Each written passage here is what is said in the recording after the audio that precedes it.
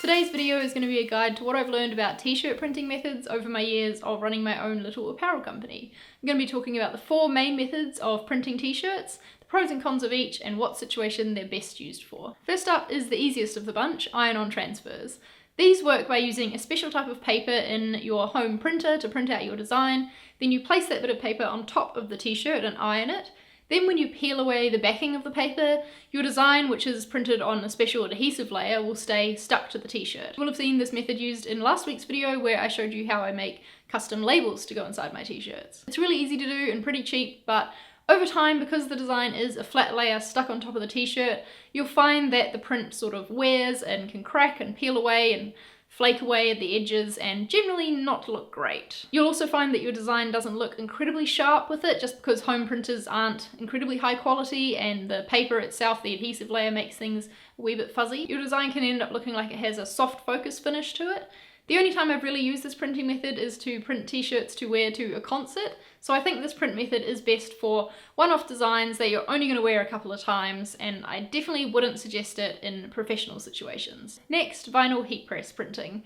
This one is good for one-off situations as well, but the quality you'll find is much better than with iron-on transfers. This one works by using a vinyl cutting machine to cut your design out of a big sheet of vinyl and then uses a heat press to stick that vinyl to the t-shirt. You can't do incredibly detailed designs with this method because you are cutting your design out of one flat color. Then you have to peel away all of the excess stuff, so tiny details can be very time consuming and can easily get lost because the machine might not be that accurate. As an example of that, the very first time I used this printing method, I had to adjust my design from this to this in order to be able to print it properly. You do get a nice clean finish with vinyl, the lines are very sharp, but I personally just don't like the feel of vinyl stuck on a t-shirt because you can feel that it's this separate shiny layer. Also, while your shirt may be stretchy, the vinyl isn't really, so over time as the shirt stretches, the vinyl can pucker and just generally show its wear, even peel off at the edges sometimes. It's great for one-off designs though, and like I said, it's much better quality than the iron-on transfers.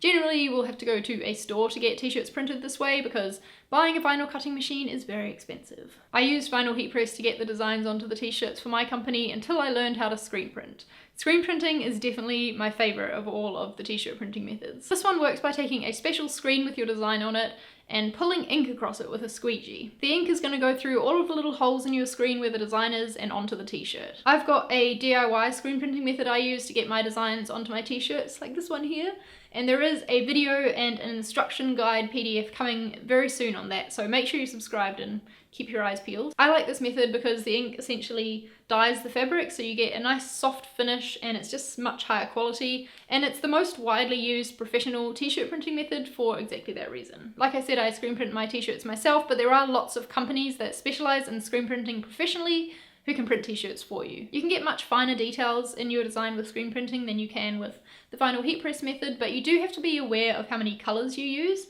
Just like how in vinyl you're cutting your design out of a single colored sheet of vinyl, with screen printing each separate color has to be a separate screen and a separate print, so that can get expensive if you have like 4 colors that have to be overlaid on top of each other. Screen printing is best for situations where you want to print multiple copies of the same design because you can use each screen as many times as you like. I think some of the screens that I own must be over 3 years old now. I'd also recommend screen printing if you're wanting to sell the t-shirts that you print like I do, just because it is going to be much higher quality. The last main method of getting your design onto a t-shirt is called direct-to-garment printing. This is where a printer prints your design directly onto the t-shirt, hence the name direct to garment. A lot of band merch is printed this way, like this one here, and as you can see you have a lot of freedom with the design using this method because you can use as many colors as you want and gradients without having to worry about separating each of those colors out into separate screens or separate sheets of vinyl. So that means this method is good for printing bulk lots of a design that has a lot of colors or shading to it. The printing machines used for this method are very expensive, so you're definitely going to have to go to a professional, a company who specializes in this sort of thing to get t-shirts printed in this way. So those are the 4 main methods of t-shirt printing. I hope you found that useful to learn about. There is going to be a summary of all of this information over on my blog and a post that I will link down below, so check that out. Give the video a thumbs up if you did find it useful, and if you'd like to support me and my little t-shirt company, you can head on over to the store and pick yourself up a t-shirt. This one here that says High Def Hopes and Dreams in a brush script font is currently my favorite, but there are lots more in there to choose from, so have a look and see what you think. Stay tuned for that video on my DIY screen printing process coming in the next few weeks, and I will see you next time. Bye!